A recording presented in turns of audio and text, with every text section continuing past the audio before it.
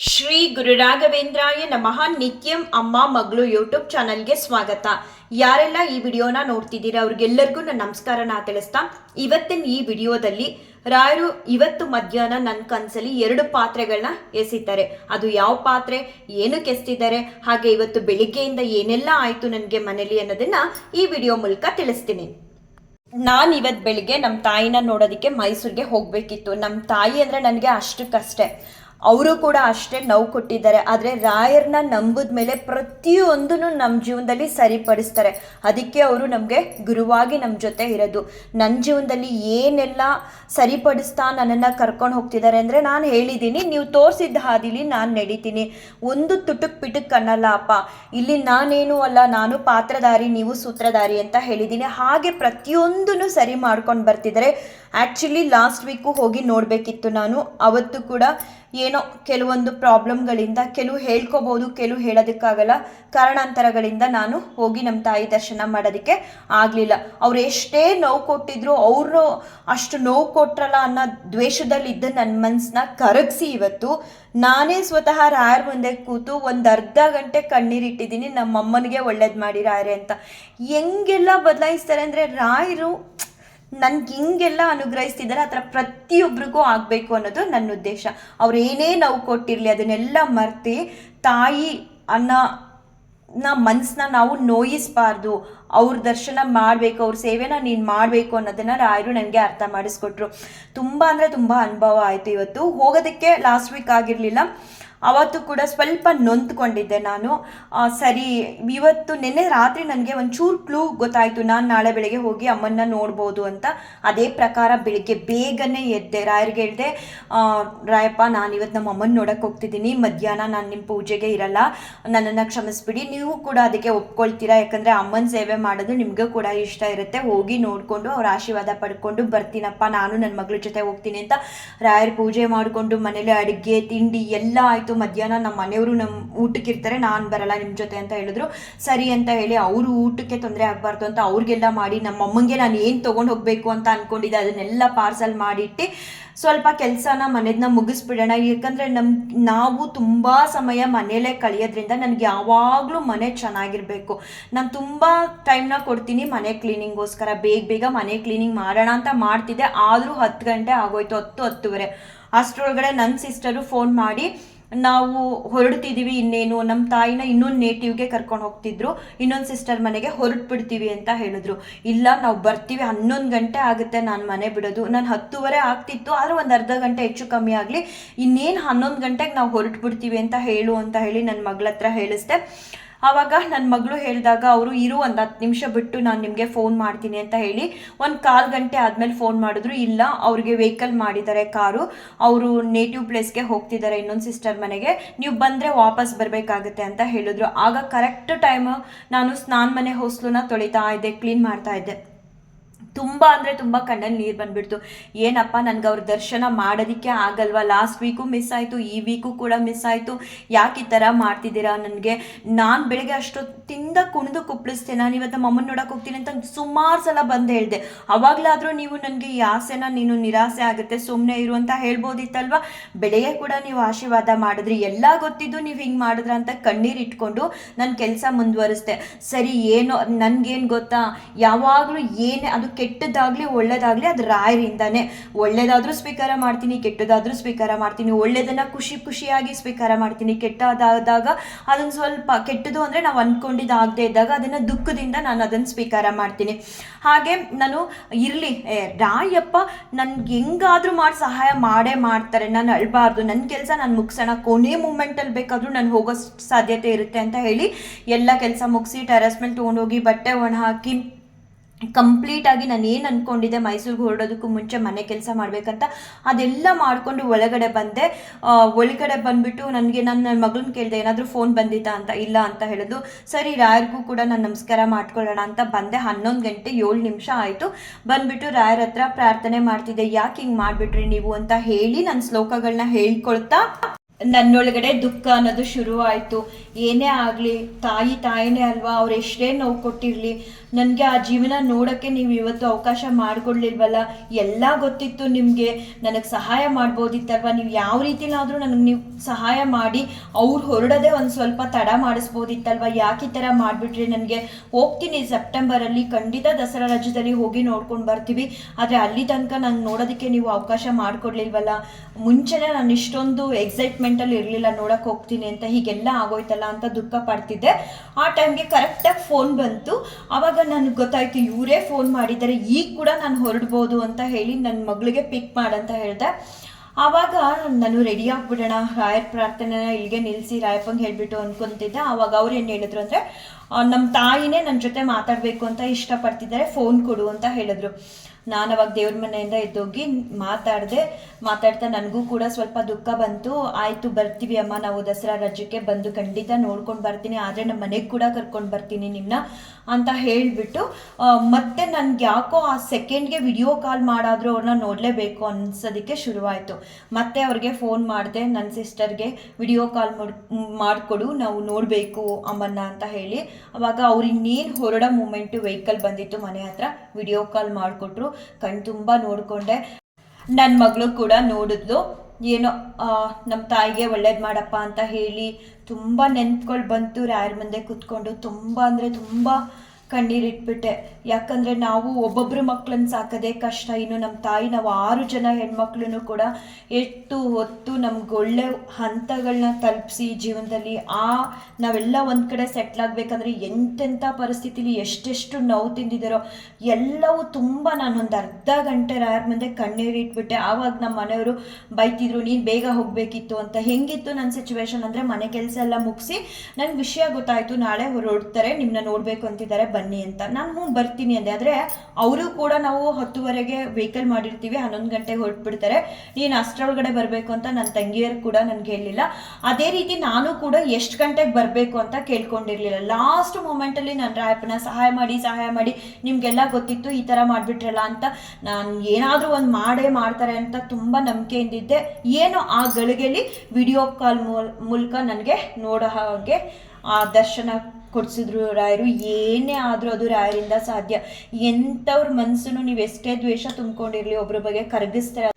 ಮೊದಲನೇ ಬಾರಿ ನಾನು ನಮ್ಮ ತಾಯಿಗೋಸ್ಕರ ಮನೇಲಿ ಪ್ರಾರ್ಥನೆ ಮಾಡಿದೆ, ಅವ್ರಿಗೆ ಒಳ್ಳೇದು ಮಾಡಪ್ಪ, ಯಾರೂ ಕೂಡ ಅಲ್ಲಿಂದ ಇಲ್ಲಿಗೆ ಅಂತ ಅಟ್ಟಾಡಬಾರ್ದು, ಇರೋವರೆಗೂ ಅವ್ರನ್ನ ಚೆನ್ನಾಗಿ ನೋಡ್ಕೊಳ್ಳೋ ಶಕ್ತಿನ ಪ್ರತಿಯೊಬ್ಬರಿಗೂ ಕೊಟ್ಟು ಆ ಜೀವಕ್ಕೆ ಒಂದು ಚೂರು ನೋವಾಗದೇ ಇರೋಂಗೆ ಕಾಪಾಡ್ಕೊಡಿ ರಾಯರೇ ಅಂತ ರಾಯರ ಹತ್ರ ಪ್ರಾರ್ಥನೆ ಮಾಡಿಕೊಂಡೆ. ಅದಾದಮೇಲೆ ಮನಸ್ಸಿಗೆ ಏನೋ ಒಂಥರ ಒಂದು 10 ನಿಮಿಷ ಕೂತೆ. ಅದಾದಮೇಲೆ ಮೈಸೂರಿಗೆ ಹೋಗೋಣ ಅಂದ್ಕೊಂಡು ಬೇಗ ರೆಡಿ ಆದೋ. ಕೆಲಸ 1 ಗಂಟೆ 12 ಗಂಟೆಗೆ ಮುಗಿಸ್ತಿದ್ದವಳು 11 ಗಂಟೆಗೆ ಮುಗಿಸ್ಕೊಂಡೆ. ಸರಿ ಒಂದು ರೌಂಡ್ ಹೋಗಿ ಬರೋಣ. ನಮ್ಮ ಮನೆಯವ್ರ ಸ್ಕೂಲಲ್ಲಿ ಅಡುಗೆ ಕೆಲಸ ಮಾಡೋರು, ಸರ್ ಬಳೆಗಳು ಕೊಡಿಸಿ ಸರ್ ಹಬ್ಬಕ್ಕೆ ಅಂತಿದ್ರಂತೆ. ಸರಿ ಹೋಗಿ ತಂದ್ಕೊಡೋಣ, ಆ ಕೆಲಸನಾದರೂ ಮುಗಿಸ್ಕೊಳ್ಳೋಣ ಅಂತ ಹೇಳಿ ನಾನು ನನ್ನ ಮಗಳು ಇದೇ ಊರಲ್ಲಿರೋ ಬ್ಯಾಂಗಲ್ ಸ್ಟೋರ್ಗೆ ಹೋಗೋಣ ಅಂತ ಹೇಳಿಬಿಟ್ಟು ಹೊರಟೆ. ಹೋಗುವಾಗ ನನ್ನ ಮನೆಯವ್ರಿಗೆ ಹೇಳಿದೆ, ಒಂದು ಅರ್ಧ ಗಂಟೆ ಹೋಗಿ ಬರ್ತೀವಿ ಅಂತ. ಫೋನ್ ಎತ್ಕೊಂಡು ಹೋಗಬಾರ್ದು ಅಂದ್ಕೊಂಡೆ, ಆದರೂ ಎತ್ಕೊಂಡು ನಾನು ಹೊರಗಡೆ ಹೋದೆ.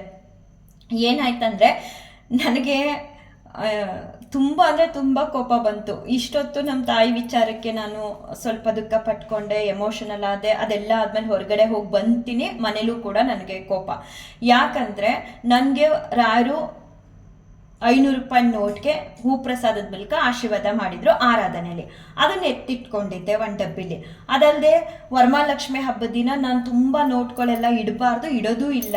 ನನಗೇನು ಕೊಟ್ಟಿದ್ದಾರೆ ಶಕ್ತಿ, ಅದೇ ರೀತಿ ಒಂದು 500 ರೂಪಾಯಿ ನೋಟ ಕಲಸದೊಳಗಡೆ ಇಟ್ಟಿದ್ದೆ. ಅದಕ್ಕೆ ಕರೆಕ್ಟಾಗಿ ಬಲ್ಭಾಗದಿಂದ ಹೂ ಪ್ರಸಾದ ಕೊಟ್ಟಿದ್ರು ಮಹಾತಾಯಿ ಲಕ್ಷ್ಮಿ, ಅದನ್ನ ನೋಟ್ ಕೂಡ ನಾನು ಒಂದು ಕಡೆ ಡಬ್ಬಿಲಿ ಇಟ್ಟಿದ್ದೆ. ರಾಯರು ನನಗೆ ಹೋದ ವರ್ಷ ನಮ್ಮ ಮನೆಯವರು ಸಂಬಳ ತರ್ತಾರೆ, ತಂದಾಗ ಪ್ರತಿ ಸಲ ರಾಯರ ಮುಂದೆ ಇಟ್ಟಿರ್ತೀವಿ. ಈ ಥರ ಎಷ್ಟು ನಾನು ರಾಯರನ್ನ ಪೂಜಿಸೋದಕ್ಕೆ ಶುರು ಮಾಡಿದಾಗ್ಲಿಂದ ನಡೀತಿದ್ದೆ ಮನೇಲಿ. ಆದರೆ ಅದೇ ಮೊದಲನೇ ಬಾರಿ 9,200 ರೂಪಾಯಿನ ರಾಯರು ಆ ದುಡ್ಡನ್ನ ಅವ್ರು ವರ್ಷಕ್ಕೆ ತೊಗೊಂಡ್ರು ಅಂತ ಹೇಳೋದಕ್ಕೆ ಇಷ್ಟಪಡ್ತೀನಿ. ಯಾಕಂದರೆ ದೇವ್ರ ಮನೇಲಿ ನಾನೆಲ್ಲೋ ಒಂದು ಕಡೆ ದುಡ್ಡಿಟ್ಟಿದ್ರೆ ಮೇಲ್ಗಡೆ ಫೋಟೋದಿಂದ ಅಷ್ಟು ದೂರದಿಂದ ಹೂ ಬಂದು ಅದೇ ದುಡ್ಡು ಮೇಲೆ ಬಿದ್ದಿತ್ತು. ಆ ಕ್ಷಣಕ್ಕೆ ನನಗೆ ಆ ದುಡ್ಡನ್ನ ಬಳಸಬಾರ್ದು, ಎತ್ತಿಡಬೇಕು ಅನ್ನೋ ಮನ್ಸು ಕೊಟ್ಟರು. ಸರಿ, ಅದನ್ನ ಎತ್ತಿ ಒಂದು ಡಬ್ಬಿಲಿಟ್ಟೆ. ಆಲ್ಮೋಸ್ಟ್ 1 ವರ್ಷ ಆಯ್ತಾ ಬಂತು.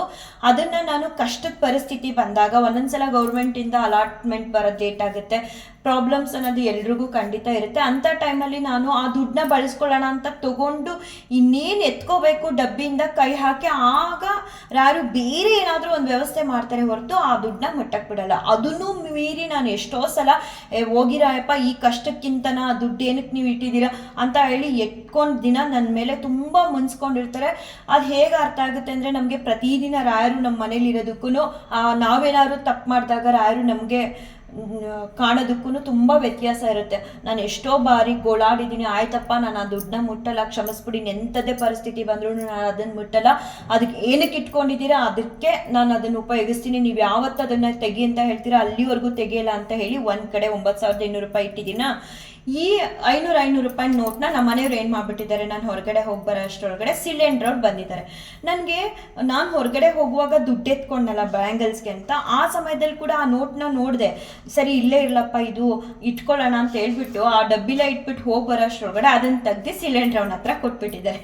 ನನಗೆ ಒಂದು ಕಡೆ ಕೋಪ, ಒಂದು ಕಡೆ ದುಃಖ, ಹಿಂಗೆ ಮಾಡಿಬಿಟ್ರಲ್ಲ ಅಂತ ಹೇಳಿ ಮತ್ತೆ ನಾನು ಇಮಿಡಿಯೇಟಾಗಿ ಸಿಲಿಂಡ್ರ್ ಅವನಿಗೆ ಫೋನ್ ಮಾಡಿದೆ. ಯಾವ ಏರಿಯಾದಲ್ಲಿದ್ದೀರಾ ನೀವು, ನಾನು ಬರಬೇಕು, ಏನೋ ದುಡ್ಡು ಸ್ವಲ್ಪ ಪ್ರಾಬ್ಲಮ್ ಆಗಿದೆ, ನಂಗೆ ಅದೇ ನೋಟ್ ಬೇಕು ಅಂತ ಹೇಳಿದೆ. ಅವ್ರು ಹೇಳಿದ್ರು ನೀವೆಲ್ಲಿದ್ದೀರಾ ಅಂದರು. ನಾನು ನಮ್ಮ ಮನೇಲಿದ್ದೀನಿ ಅಂದರೆ, ನೀವೆಲ್ಲಿದ್ದೀರಾ ಹೇಳಿ ನಾನು ಬರಬೇಕು ಅಂದಾಗ ನಾನು ನಮ್ಮ ಮನೇಲಿದ್ದೀನಿ ಅಂದರು ಸಿಲಿಂಡ್ರ್ ಅವರು.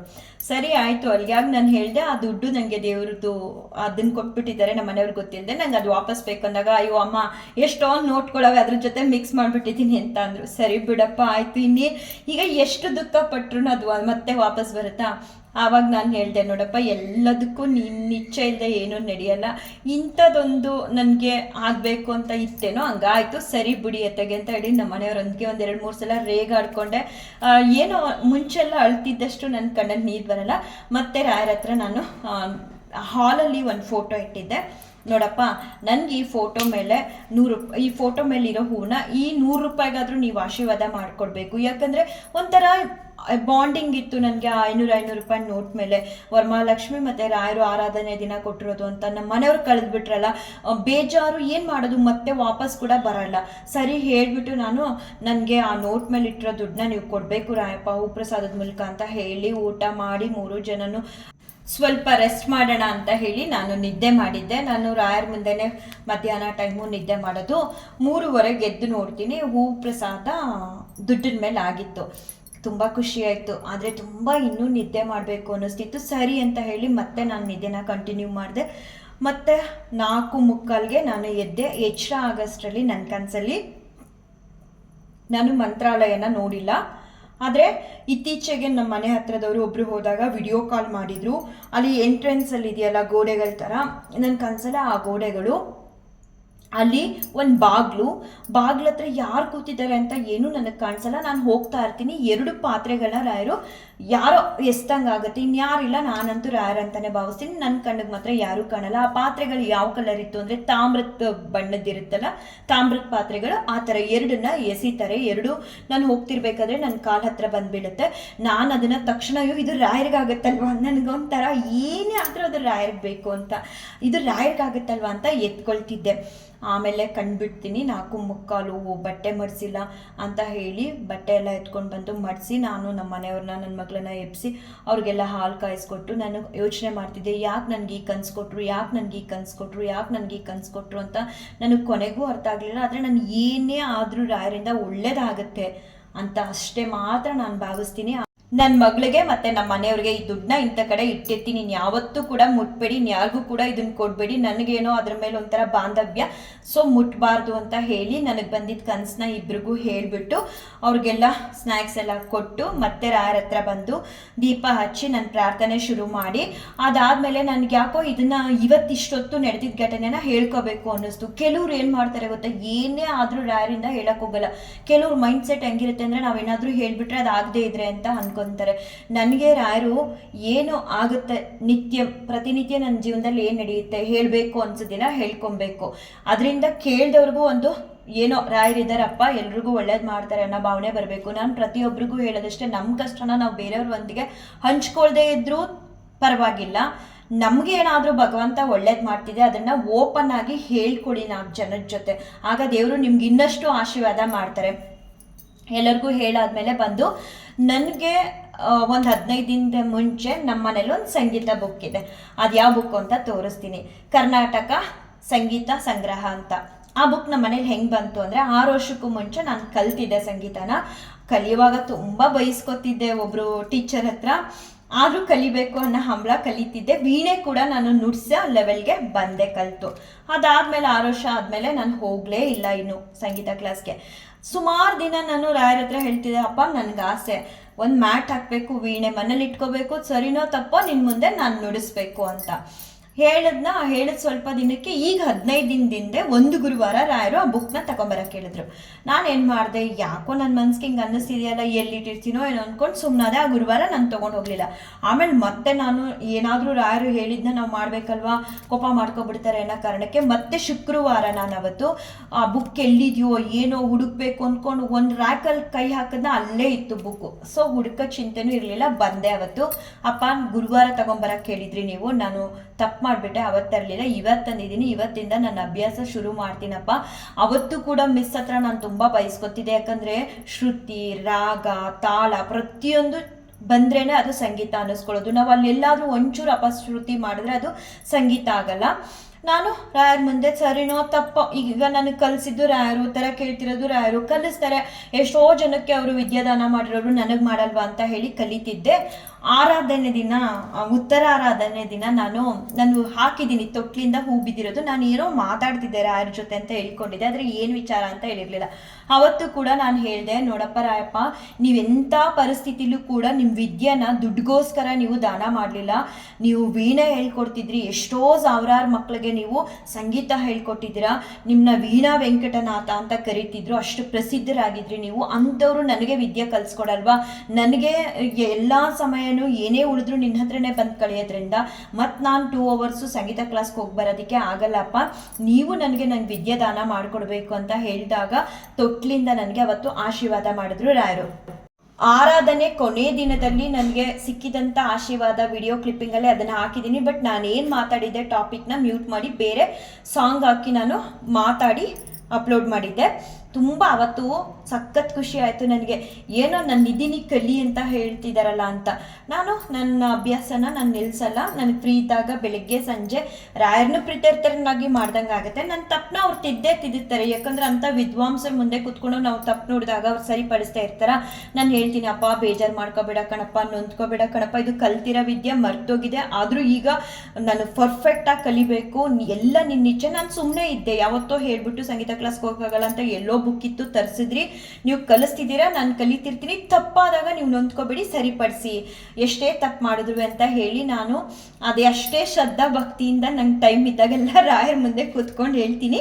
ನೆನ್ನೆ ವಿಡಿಯೋದಲ್ಲಿ ನಾನು ಹೇಳಿದ್ದೆ, ಅವ್ರು ಯಾವಾಗ ಆಶೀರ್ವಾದ ಮಾಡ್ತಾರೋ ಅವತ್ತು ನಾನು ಏನು ಕಲಿತಿದ್ದೀನಿ ಅಂತ ಹೇಳ್ಕೊಳ್ತೀನಿ ಅಂತ. ಎಷ್ಟು ಬೇಗ ಅಂದರೆ ಇವಾಗ ಸಂಜೆ ಪೂಜೆಯಲ್ಲಿ ಕೂತ್ಕೊಂಡು ಕಲಿತಾ ಇದ್ದೆ. ನಾನು ಹೇಳಿಲ್ವಾ ಆಗಲೇ, ರಾಗ, ತಾಳ, ಶ್ರುತಿ ಎಲ್ಲ ಕರೆಕ್ಟಾಗಿ ಬಂದ್ರೇ ಸಂಗೀತ. ನಾನು ಸ್ವಲ್ಪ ತಪ್ಪು ಮಾಡ್ತೀನಿ, ಒಂದ್ಸಲ ಬುಕ್ ನೋಡ್ತೀನಿ, ಒಂದ್ಸಲ ರಾಯರನ್ನ ನೋಡ್ತೀನಿ. ಇಲ್ಲಿ ರಾಯರು ಬೈಯಲ್ಲ, ಸಂಗೀತ ಕ್ಲಾಸಲ್ಲಿ ಮ್ಯಾಮ್ ತುಂಬ ಬೈತಿದ್ರು ನನಗೆ. ಆದರೂ ಕೊನೆಗೆ ಹಾಡು ವೀಣೆಯಲ್ಲಿ ನುಡ್ಸೋ ಮಟ್ಟಿಗೆ ಕಲ್ತಿದ್ದೆ, ಎಲ್ಲ ಮರ್ತೋಗಿದೆ ಕಂಪ್ಲೀಟಾಗಿ. ಆಗ ರಾಯರಿಗೆ ಹೇಳಿದೆ, ನಾನು ಬೇಜಾರು ಮಾಡ್ಕೋಬೇಡ ಕಣಪ್ಪ, ಎಲ್ಲ ಅಪಶ್ರುತಿ ಬಂದರೆ ಕ್ಷಮಿಸ್ಬೇಕು, ನೀವು ನನಗೆ ಕಲಿಸ್ಬೇಕು ಅಂದಾಗ ರಾಯರು, ಸತ್ಯ ಹೇಳ್ತೀನಿ ಎಷ್ಟು ಖುಷಿ ಆಯಿತು ಅಂದರೆ ತುಳಸಿನ ಬಲಭಾಗದಿಂದ ಕೊಟ್ಟರು. ಅದಾದ್ಮೇಲೆ ಕೂಡ ನಾನು ಹೇಳಿದೆ, ಇಲ್ಲ ನಾವೇನಾದ್ರೂ ರಾಯರು ಮನ್ಸು ಕೊಟ್ಟು ಕಲಿತೀವಿ ಅಂತ ಕೂತಾಗ ಖಂಡಿತ ರಾಯರು ನಮಗೆ ಕಲಿಸ್ತಾರೆ. ನಮ್ಮಲ್ಲಿ ಬರಬೇಕು, ಸರಿನೋ ತಪ್ಪೋ, ನಾವು ಜನನ ಮೆಚ್ಚಕ್ಕಾಗಲ್ಲ, ಭಗವಂತನ ಮೆಚ್ಚಿ ಬದುಕ್ತೀವಿ ಅಂತ ಕೂತಾಗ ಖಂಡಿತ ಅವ್ರು ಕೈ ಹಿಡಿದು ದಾರಿ ತೋರಿಸ್ತಾರೆ. ಈಗ ಯಾವ ಸ್ತೋತ್ರ ಶ್ಲೋಕ ನನಗೆ ಗೊತ್ತೇ ಇರಲಿಲ್ಲ. ಏನು 0ಗಿಂತನೂ ಏನಾದರೂ ಕಮ್ಮಿ ಇದ್ರೆ ಅದನ್ನು ನನಗೆ ಕೊಡ್ಬೋದು, ಹಂಗಿತ್ತು ನನ್ನ ಜೀವನ. ಇವಾಗೆಲ್ಲ ಬದಲಾಯಿಸ್ತಿಲ್ವಾ? ಹಾಗೆ ನನಗಿವತ್ತು ನಾನು ಕಲಿತಿರೋ ಸಂಗೀತಕ್ಕೆ ಅವರು ಖುಷಿಪಟ್ಟು ಆಯಿತು ಹೇಳು, ಸರಿಯೋ ತಪ್ಪೋ ನಾನು ಕಲಿಸ್ತೀನಿ ಅನ್ನೋ ರೀತಿ ಆಶೀರ್ವಾದ ಮಾಡಿದ್ರು. ಆ ಕ್ಲಿಪ್ಪಿಂಗ್ ಕೂಡ ನಾನು ಇಲ್ಲಿ ಹಾಕ್ತೀನಿ. ನನಗೆ ಎಷ್ಟು ಸಂತೋಷ ಅಂತ ಅಂದರೆ, ಈ ಥರ ಅನುಭವ ಪ್ರತಿಯೊಬ್ಬರಿಗೂ ಆಗಬೇಕು. ನಮಗೆ ಅನುಭವ ಆಗಬೇಕಂದ್ರೆ ನಾವೇನು ರಾಯರಿಗೆ ನಮಿಸ್ಬೇಕು. ಒಬ್ಬರು ಹೇಳಿದರು, ನನಗಿಷ್ಟು ಅದ್ದೂರಿಯಾಗಿ ಪೂಜೆ ಮಾಡೋಕ್ಕಾಗಲ್ಲ, ಅಷ್ಟು ಭಕ್ತಿ ಇಲ್ಲ ಅಂತಲ್ಲ. ನಮ್ಮನೇಲಿ ರಾಯರ ಫೋಟೋ ಇದೆ ಅಂದರೆ ರಾಯರು ಖಂಡಿತ ನಮ್ಮ ಕೈ ಹಿಡಿಯೋದಕ್ಕೆ ಬಂದಿದ್ದಾರೆ ಅಂತ ಅರ್ಥ. ನಾವು ಅವ್ರಿಗೆ ಪ್ರತಿನಿತ್ಯ ಕೈ ಮುಗ್ದು ನಮ್ಗೆ ಒಳ್ಳೇದು ಮಾಡಿರಾರೆ ಅಂತ ಕೇಳ್ಕೊಬೇಕು. ಇನ್ನು ಅವ್ರಿಗೆ ಗೊತ್ತು ನಮ್ಗೆ ಏನು ಒಳ್ಳೇದು ಮಾಡಬೇಕು, ಯಾವ ರೀತಿ ನಮ್ಮನ್ನ ಕೈ ಹಿಡಿದು ಮುಂದೆ ನಡೆಸಬೇಕು ಅಂತ ಅವ್ರು ನಡೆಸ್ತಾರೆ. ನಾವು ಮಾಡಬೇಕಾಗಿರೋದು ಅವ್ರಿಗೆ ನಮಸ್ಕರಿಸ್ಬೇಕು ಬೆಳಿಗ್ಗೆ ಸಂಜೆ ಪ್ರತಿನಿತ್ಯ. ಆಗ ಅವರು ನಮ್ಮನ್ನ ಕಾಪಾಡ್ತಾರೆ. ನಾನು ಹೇಳಲ್ವಾ, ಭಗವಂತಗೆ ನಾವೆಲ್ಲರೂ ಒಂದೇ. ನಾವು ಅವ್ರ ಮುಂದೆ ಹೇಗೆ ಕೂರ್ತೀವಿ ಅನ್ನೋದ್ರ ಮೇಲೆ ಅವರ ಆಶೀರ್ವಾದ ಅಂತ ಏನು ಹೇಳ್ತಾರೆ ಅದು ಸಿಗುತ್ತೆ. ಇದೇನಿದು ಫೋಟೋಗೆ ಮೆಡಲ್ ಹಾಕಿದ್ದಾರೆ ಅಂತ ಅನ್ಕೋಬೇಡಿ. ನನ್ನ ಮಗಳಿಗೆ ರಾಯರಿಂದ ಸಿಕ್ಕಿದ್ದು ಇದು ಅನ್ನೋ ಒಂದು ಮೈಂಡ್ಸೆಟ್ಟು. ಹಾಗಾಗಿ ಅವಳು ನಿನ್ನೆ ಅದನ್ನು ರಾಯರ್ಗೆ ಅರ್ಪಿಸಿದ್ಲು. ಇವತ್ತು ಕೂಡ ನನಗೆ ತೆಗಿಯಕ್ಕೆ ಬಿಡಲಿಲ್ಲ, ಇರಲಿ ಅಂತ ನಾನು ಕೂಡ ಸುಮ್ಮನೆ ಇದ್ದೆ. ಮತ್ತೆ ಯಾರಾದರೂ ಸಂಗೀತ ತಿಳಿದಿರೋರು ಈ ಕ್ಲಿಪ್ಪಿಂಗ್ಸ್ನ ನೋಡಿದ್ರೆ ದಯವಿಟ್ಟು ಬೇಜಾರು ಮಾಡ್ಕೋಬೇಡಿ. ನನಗೂ ಕೂಡ ಗೊತ್ತು ಇಲ್ಲಿ ಮಿಸ್ಟೇಕ್ ಇದೆ ಅಂತ. ಆದರೆ ರಾಯರು ಆಶೀರ್ವಾದ ಮಾಡಿದಾರಲ್ಲ, ನಾವು ಕಲಿಯೋ ಪ್ರಯತ್ನ ಪಡಬೇಕು. ತಪ್ಪೋ ಸರಿನೋ ಖಂಡಿತ ಅವರು ನಮಗೆ ಕಲಿಸ್ತಾರೆ. ಆ ಕಲಿಸ್ತೀನಿ ಅನ್ನೋ ಭರವಸೆ ಕೊಟ್ಟಿದ್ದಾರಲ್ಲ, ಹಾಗಾಗಿ ಈ ಕ್ಲಿಪ್ಪಿಂಗ್ಸ್ನ ನಾನು ಅಪ್ಲೋಡ್ ಮಾಡ್ತಿದ್ದೀನಿ. ಮತ್ತು ರಾಯರು ಪ್ರತಿಯೊಬ್ಬರೂ ಕಾಪಾಡಲಿ, ಪ್ರತಿಯೊಬ್ಬರಿಗೂ ಒಳ್ಳೇದು ಮಾಡಲಿ. ನನ್ನ ಜೀವನದಲ್ಲಿ ಯಾವ ರೀತಿ ರಾಯರು ಪವಾಡ ಅನ್ನೋದನ್ನು ಮಾಡ್ತಾ ಅವರೆ, ಪ್ರತಿನಿತ್ಯ ಪ್ರತಿ ಕ್ಷಣ ನನಗೆ ರಾಯರಂದರೆ ಏನೋ ಒಂಥರ ಸಂತೋಷ. ಆ ಸಂತೋಷ, ಆ ಒಳ್ಳೆ ಕ್ಷಣಗಳು ನಿಮ್ಮ ಜೀವನದಲ್ಲಿ ಬರಲಿ ಅನ್ನೋದು ನನ್ನ ಉದ್ದೇಶ.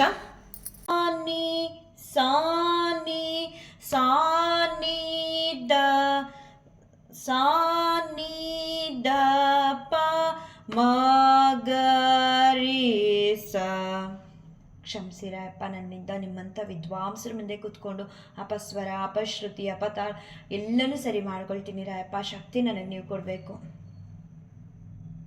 Thank you Rayappa. ಗ ಮ ಸಾನಿ ಸಾನಿ ಸಾನಿ ದ ಪ ಮ ಗ ರೇ ಸ. ನನ್ನ ಈ ವಿಡಿಯೋ ನಿಮ್ಮೆಲ್ರಿಗೂ ಇಷ್ಟ ಆಗುತ್ತೆ ಅಂತ ಭಾವಿಸ್ತಾ ಈ ವಿಡಿಯೋನ ಎಂಡ್ ಮಾಡ್ತೀನಿ. ಶ್ರೀಕೃಷ್ಣಾರ್ಪಣಮಸ್ತು, ಶ್ರೀಕೃಷ್ಣಾರ್ಪಣಮಸ್ತು, ಶ್ರೀಕೃಷ್ಣಾರ್ಪಣಮಸ್ತು.